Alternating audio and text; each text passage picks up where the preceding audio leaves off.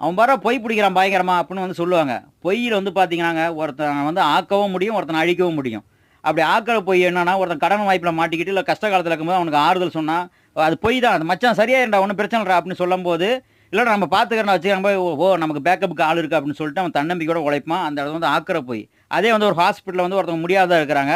Doctor வந்து சொல்றாரு, எவ்வளோ செலவு பண்ணி பார்க்குறாங்க. டாக்டர் என்ன சொல்றாங்க, "நான் எங்களால முடிஞ்ச ட்ரீட்மெண்ட் நாங்க எடுத்துட்டோம். இதுக்கு மேல வந்து பார்த்தீங்கன்னா, நீங்க செஞ்ச புண்ணியமும் கடவுளும் தான்" அப்படின்னு சொல்லிட்டு போகும்போது, அந்த பையன் போய் அவங்க அப்பாட்ட சொன்னான், "எப்பா ஒண்ணும் பிரச்சனை இல்லப்பா. டாக்டர் வந்து நல்ல ட்ரீட்மெண்ட் எடுத்தா ஓரிரு நாட்கள்ல வந்து நீங்க சரியாயிருங்க" அப்படிங்கும்போது தன்னம்பிக்கையில வந்து பொழச்சு வந்துருவாரு. அத விட்டுட்டு அவர்ட்ட போயிட்டு, "இல்லப்பா டாக்டர் கை விரிச்சிட்டாரு.